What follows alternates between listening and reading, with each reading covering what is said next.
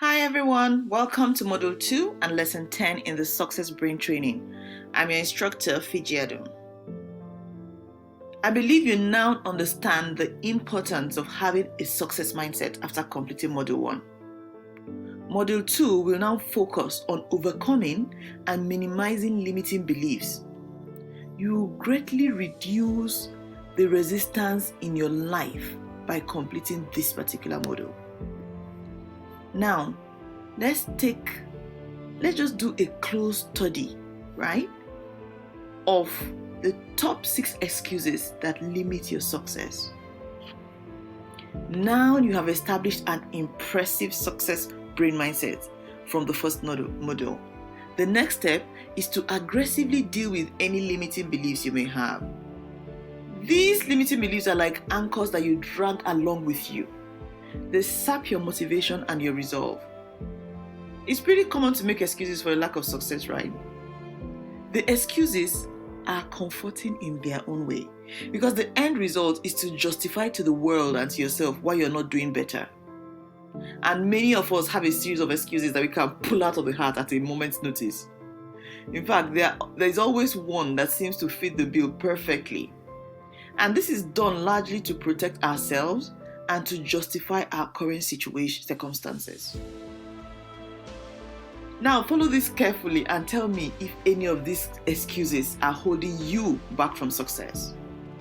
Excuse number 1, but I don't know how. This common excuse gives you permission to not even try. However, this excuse simply doesn't hold water. Because at no time in the history of mankind has there been so much information available. Do you want to start a charity? There are hundreds of books on the subject. You need to lose 100 pounds? There are thousands of resources available dealing with that. Note that one of the best ways to figure out how to do something is to find a qualified mentor. Another effective option is to simply try and then adjust your approach based on your results. Excuse number 2, oh, I'm afraid. This is perhaps the most socially accepted answer. Who hasn't been afraid? But there is very little to legitimately fear in our modern times. In most circumstances, you're not in danger of being eaten by a lion or falling off a cliff. Most of our fears are socially based and have no real consequences. Because being afraid isn't a valid excuse 99% of the time.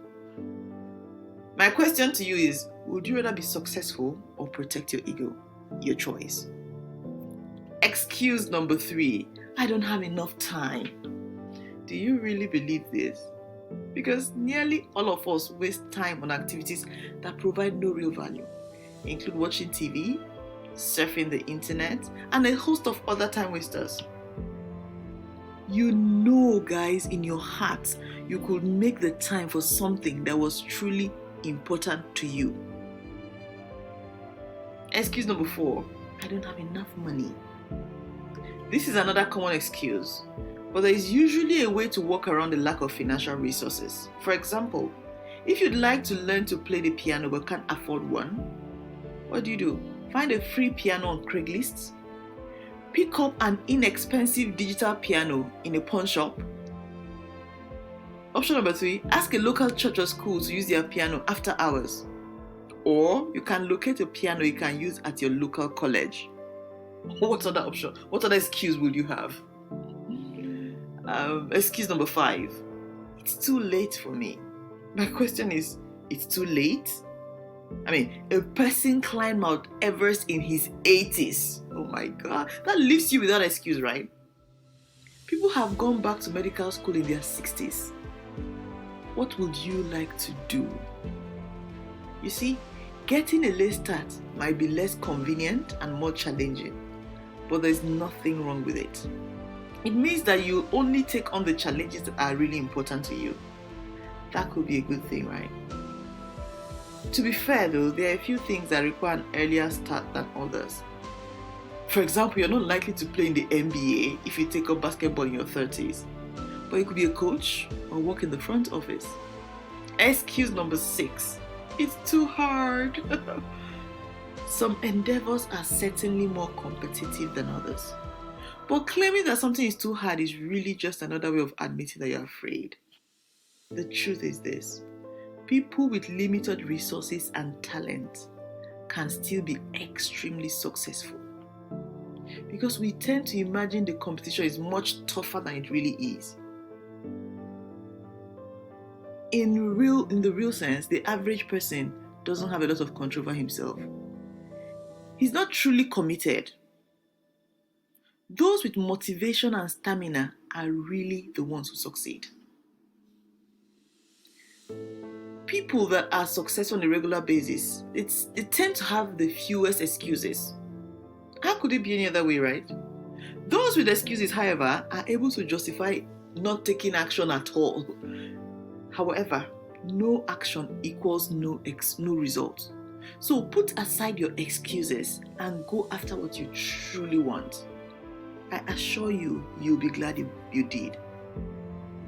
Do you have limiting beliefs that influence the results you achieve in life? The next lesson will address these beliefs and begin to remove the impacts that they have on your life. Now let's get started on the tips in this lesson. What are the excuses you use to justify not taking action or setting larger goals? What do you tell yourself when you think of chasing a big goal but then decide against it? I have 5 assignments for you regarding this lesson. 1. Make a list of the excuses you use that prevent you from being more successful. 2. Examine how these excuses have limited you in the past. Thirdly, consider the damage they will cause in the future. 4.